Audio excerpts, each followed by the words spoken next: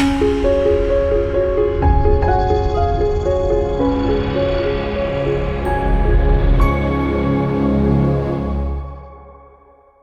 everyone, welcome back to the Neurologic Wellness Podcast.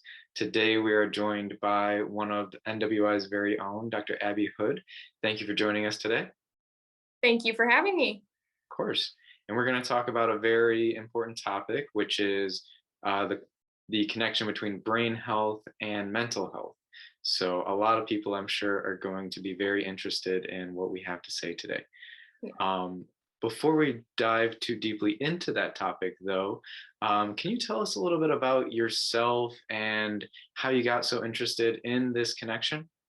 Yeah, so long story short, I grew up with one of my closest friends who actually suffered from mental illness, addiction, and kind of struggled all through her life, dealt with a lot of trauma. And so growing up, not knowing anything about the brain, anything really about mental health, I kind of saw her go through the process of struggling in school, struggling academics, relationships, things like that. So really hard to kind of watch her go through and not really have any answers.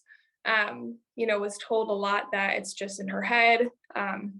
Did a bunch of the, medication, talk therapy, which, helped to an extent, but no one was really able to help her to the point where, she really had any answers or understanding of what was going on. And so as I got into my career path and entering into functional neurology, learning more about the brain, I started kind of connecting the dots of, oh my gosh, this is all brain function. These things are all connected, right? We're trained, to look at brain function with brain injuries, neurodegenerative diseases, and things like that. And I think it all goes the same into mental illness. So as I was learning, I was able to apply some of these things with her. And also, as I was learning, I was able to teach her, right, which helped me. And it gave her a more understanding of what was going on with her and her brain. And with these teachings and understanding, and also therapies that I would kind of play around and test on her as I was learning, she was able to find a lot of relief and a lot of answers to what she has been dealing with for all of these years. So it was just a really neat thing to be able to see it, observe it, and then also apply it, and kind of just see her brain change and her whole life change, which is pretty profound.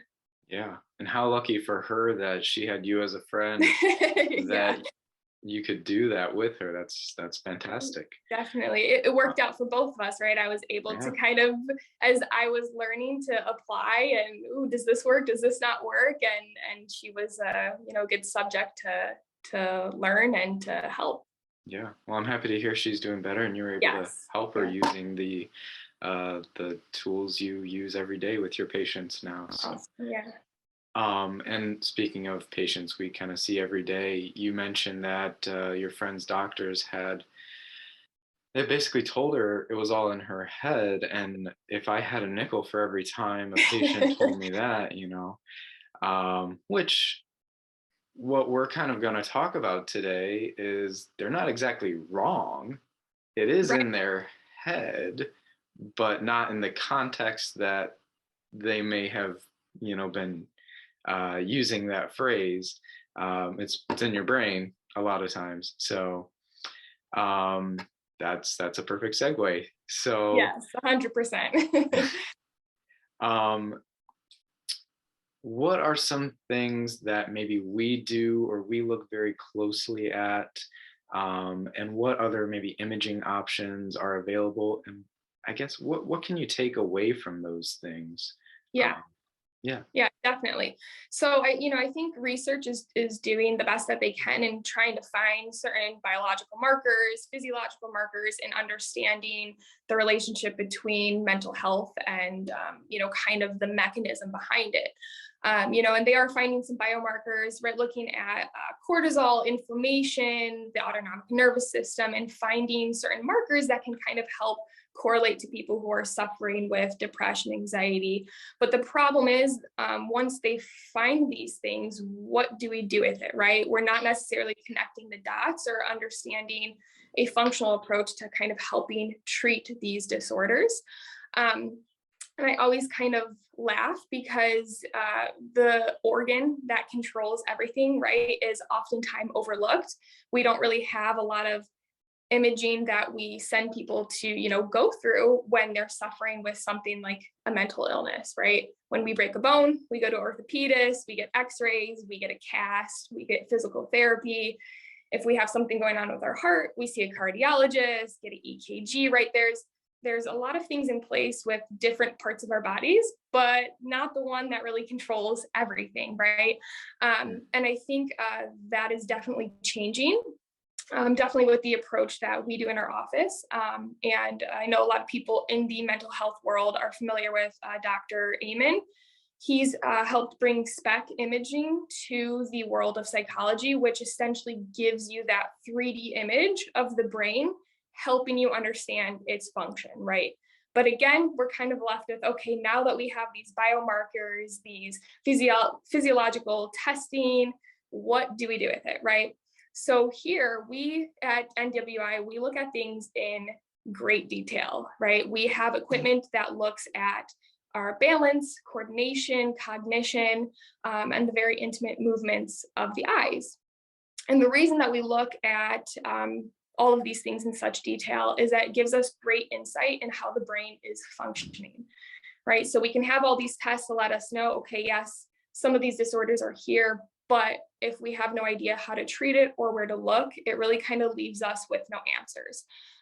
So the cool thing about the testing that we do, especially with measuring the eyes, it gives us insight in how the brain is functioning. So we have specific eye movements that correlate to specific regions in our brain. And by measuring this, we are able then to understand how certain areas of the brain are functioning. Along with this and the other testing that we do, and our neurological exam, we're kind of able to then pinpoint where we think the area of dysfunction is coming from. Mm-hmm. So what else would we do we look at?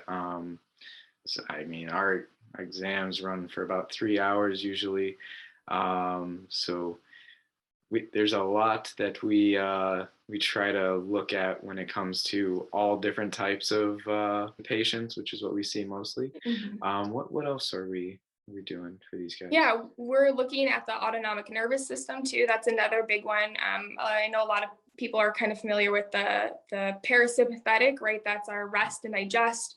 And our sympathetic nervous system, that's our kind of fight or flight, right? So if we're always in that fight or flight, we're always running from that bear, we're kind of in this state of anxiety, right? Which is needed. It's a mechanism that is needed for protection, right? When we're in certain states, it's appropriate. But what we see a lot, and especially with what's going on in the world right now, we're all kind of in that state of heightened anxiety, heightened fear.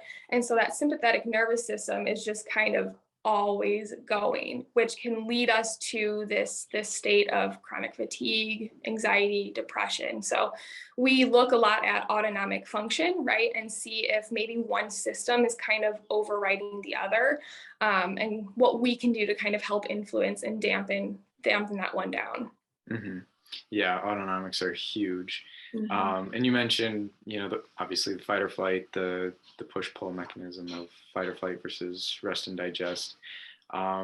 Here in Chicago anyway, in the Chicago suburbs, we're not really dealing with a lot of bears per se. Although I did see a rat that was pretty big the other day. But what are some of the things that maybe are more so stressing us out nowadays that could play a pretty big role in the autonomic nervous system and overall brain/mental health? Yeah, definitely. And there's quite a few things, right? Our state of the world right now, right? We're all just kind of not really understanding what's going on, what to do. And that kind of puts us all in a state of panic, fear, frustration, whatever it is that you are feeling, right? That kind of keeps us there. Another thing is isolation, right? We're not meant to be isolated. We're meant to move, to have community. And so when we're kind of isolating ourselves from the outside world, that can also have a negative effect on our brain. And then our food choices, right?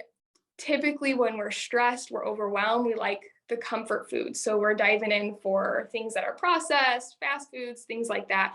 And all these little things added up, especially if you're feeling this or doing this every single day, can cause our brain and our autonomic system to kind of be really good at staying in that sympathetic fight or flight mechanism.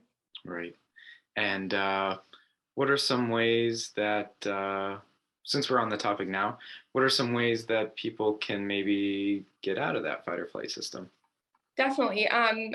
One of the best ways I think is movement. A lot of people think movement is, strengthen, condition the body, but I really like to think of it as it's to strengthen and condition your brain, right? We are meant to move. It's how we develop our brain. It's how we grow.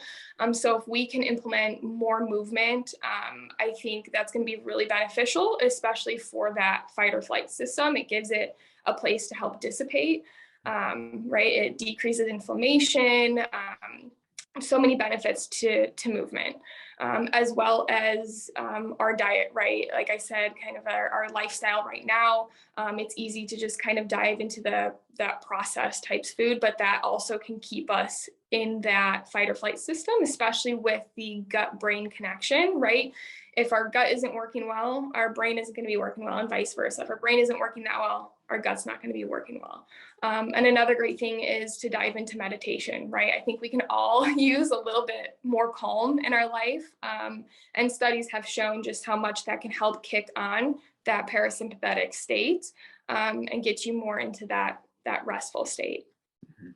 And you mentioned something earlier about community too.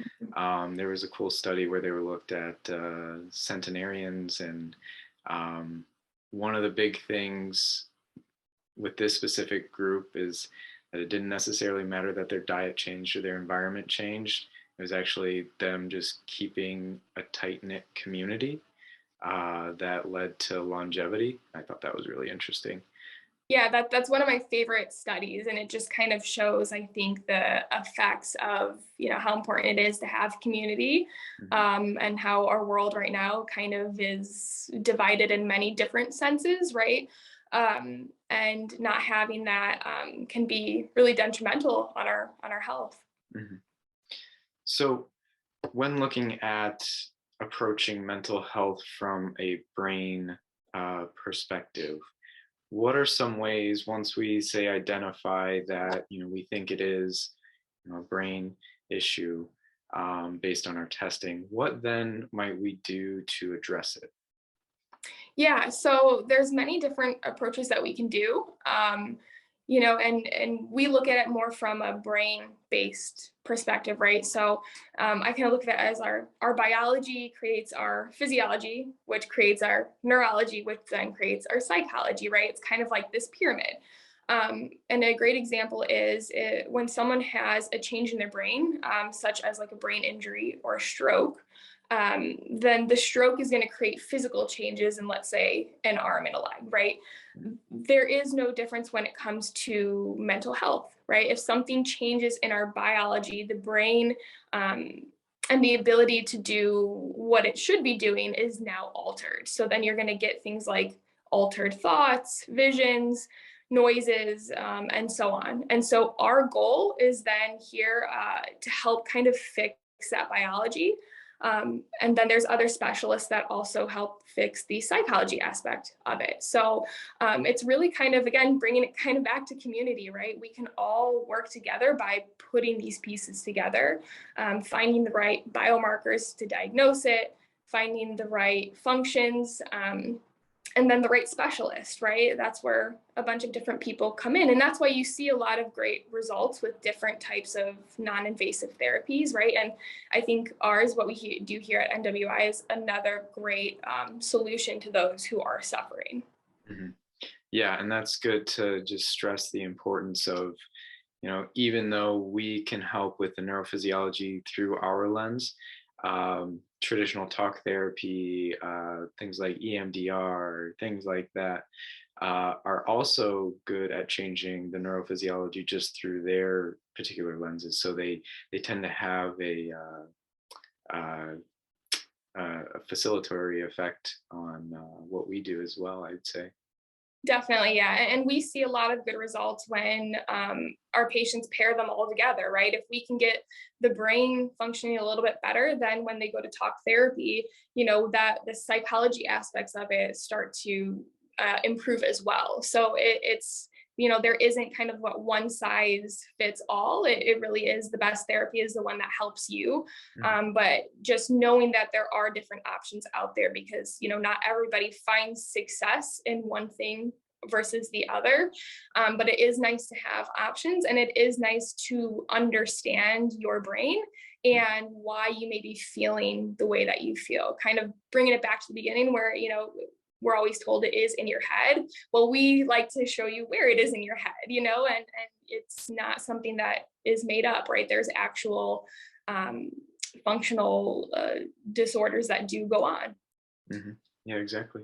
Mhm. Um, and if we could talk about maybe some of the regions of the brain that are like really important. I know we talked about the autonomics and the importance of that. What are some other regions of the brain that we really like to pin to mental health?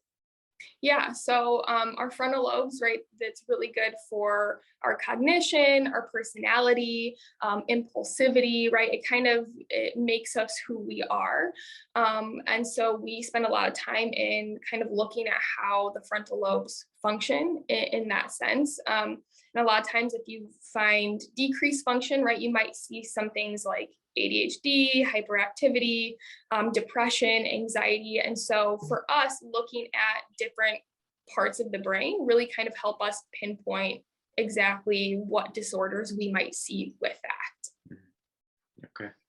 And why would maybe someone's brain maybe develop in a way that expresses mental health uh, problems, or what are some things that could happen in life that can lead to maybe altered frontal lobe expression, for Yeah. example?